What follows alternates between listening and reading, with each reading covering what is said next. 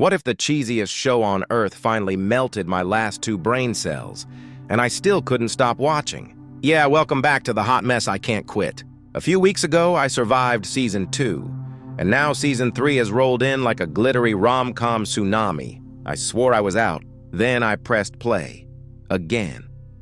If you've ever loved something so corny you could sprinkle it on nachos, buckle up because this season shows up with a smile, a slip and slide, and a backpack full of questionable decisions. Season 2 ended with a promise. Belly realized she could never make it work with Conrad, and she chose Jeremiah. Cue the sun-drenched happily ever after, right? She heads to college with him, determined to spend every second together. The truest of all was that I just wanted to be near him. I wanted him for all seasons, she says.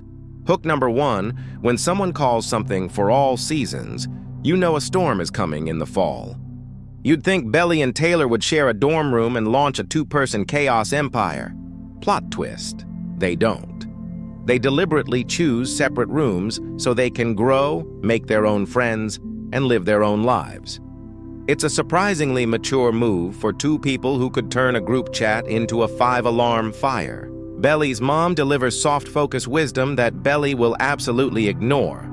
College is where you find your person and yourself. Translation: this year will be a blender set to puree. Then college happens. Belly spends the first semester mapping out every trash can on campus for emergency barf potential, and bam, 3 whole years pass. Suddenly, she's at the end of junior year calling Jeremiah my boyfriend, my Jeremiah, and telling us this is how it's always meant to be. Hook number 2. Whenever someone says, this is the way it's supposed to be, the universe immediately throws a rake in front of their face. Let's talk realism checkpoint. 3 years of college and Belly still has no unhinged stick-and-poke tattoo that says, defy normal, no shaved half-head. Jeremiah hasn't grown a tragically patchy mustache. I'm calling shenanigans, but she's happy she's got a cap and gown to pick up, and Jeremiah is, allegedly, graduating. Allegedly. Keep that word warm. One flirty morning turns into a sprint for class. There's banter. There are winks. There is a very obvious reference to adult activities. It's all feeling steady until Belly opens her email and Destiny throws her a croissant. She got off the wait list for a Paris study abroad slot for fall. Paris, baguettes, croissants, drivers who make lane lines into suggestions. The dream. Hook number 3, dreams are cute until they collide with someone else's timeline. Perfect timing, right? Jeremiah's graduating and off to an internship. Belly can croissant her way across the Seine. Except, plot correction, he isn't graduating. He switched majors, the degree requirements changed, and he needs an extra semester. He's spiraling, and he doesn't want to be the last one at the finish line while his friends toss caps in the air. Suddenly, Belly's Paris plan isn't just an opportunity. It's a confession she doesn't know how to make. To make things spicier, Jeremiah and Conrad are in yet another silent era. Weren't we promised they'd stop being distant?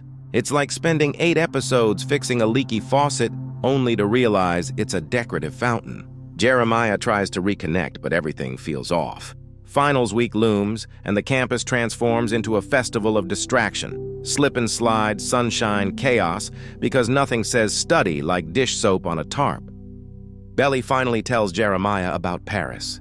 He's thrilled for her, genuinely. He calls her an idiot for even thinking about staying behind for him. It's wholesome. It's supportive. It's also the last calm breath before the next plunge. Because there's a girl at a house party, Lacey. She did the Paris program last year. Belly wants to ask her questions, soak up advice, daydream about bakeries. And Jeremiah, he looks complicated. Belly finishes a lip gloss pit stop and overhears a hushed conversation. Lacey hooked up with Jeremiah in Cabo. Cue the sound of a record needle scratching directly across Belly's soul.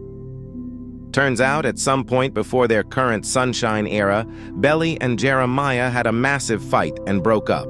Words were said, doors were closed, and Jeremiah went to Cabo with his frat. No texts, no calls, no nothing. While there, he did the tango of poor decisions with Lacey. Here's where the universe throws rocks at glass houses. Belly didn't exactly share everything either. She once spent days alone with Conrad at the beach house over winter break. No fireworks, but plenty of emotional sparks that could light a Christmas tree.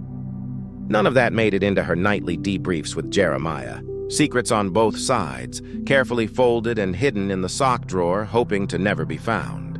Back to Cabell. Was it cheating? If they were broken up, technically no. But keeping it secret? That's guilt with a cologne spritzer. Belly is wrecked, ridge of the nose pinched, breath shallow, the whole crying on the curb classic. She also has a life to run, finals to pass, a summer job to quit, a memorial for Susanna she can't bring herself to attend, and a Paris decision that just got 12 shades messier. Meanwhile, Stephen and Taylor are back on their on-again, off-again seesaw.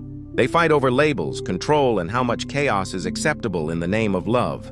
Taylor wants it casual, Stephen wants clarity, and their car ride goes from tense to terrifying in a heartbeat. The crash lands Stephen in the hospital with a brain injury, and suddenly every petty word feels like a brick hurled off a bridge. Hook number 4. Nothing slices through drama like a hospital corridor. Taylor is drowning in guilt. She confesses she loves him more than anyone, and that her constant chaos is just fear-wearing lipstick.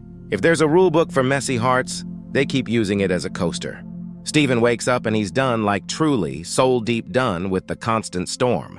He chooses peace over adrenaline, boundary over fireworks. The hospital changes Belly, too. Life compresses into a narrow hallway where priorities are painfully obvious. First loves matter. They write initials on your memory that don't easily fade. But last loves are the ones you build the house with. Belly whispers that Conrad will always hold a soft corner in her mind. Yet lasts deserve the center of the map. She picks Jeremiah anyway. Flawed, complicated, and hers. They apologize. They choose each other. They say one mistake shouldn't burn down the whole forest. And then Jeremiah kneels. Not metaphorically, actually. He asks Belly to marry him. Early, abrupt. A cannonball into a pool everyone else is still testing with their toes. It's episode 2, and we're suddenly talking rings and registries like the remote accidentally skipped 6 chapters. The question roars with every possible sub-question. Are they mature or reckless? Is love a promise or a dare? Are they building something real? Or trying to secure a future before the past can catch up? We're not done. Somewhere in the winter hush, in that beach house pocket where time moves sideways, Conrad and Belly had moments that never made their way into the official record. They didn't kiss, but hearts leaned forward. She told herself she was done with him, that she evicted him from her heart. It sounded brave. It also sounded like a person leaving a key under the mat just in case. Now add this. Jeremiah's still finishing school. Belly has Paris on the table. Grief ripples through every memory of Susanna. Stephen's brush with mortality feels like a flashing billboard that says, "Life is short" in neon. And the brothers still orbit each other in a frustrating, almost bonded, almost broken pattern. Hook number 5. When time splits in 2 directions, future and unfinished past, every step feels like betrayal to one path or the other. So where does this season go from here? Weekly releases mean we'll be slow cooking in uncertainty until mid-September.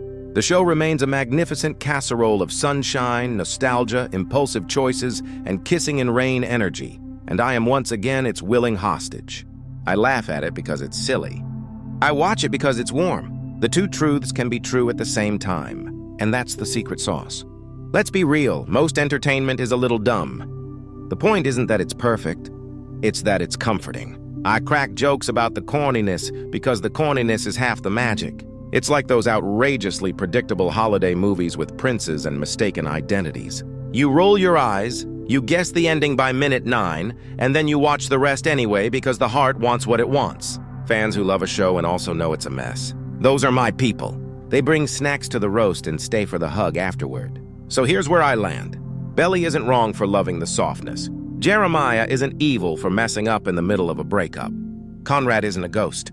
He's a gravitational force that still tugs on the tide. Taylor is trying to believe she can be loved without burning the room down first. Stephen chooses calm even when chaos feels more cinematic. Every one of them is 20-something, and learning that the future doesn't wait for you to feel ready. It just shows up, asks a question with a ring attached, and expects an answer before Thursday. And me? I'll keep showing up to watch this gloriously over-the-top carousel spin. I'll roll my eyes, I'll cackle, I'll cringe, And I'll press next episode because the hook is simple and honest. I want to know what happens to these people who make terrible, beautiful choices in broad daylight. If that costs me 2 brain cells, so be it. I've got spares. See you next week.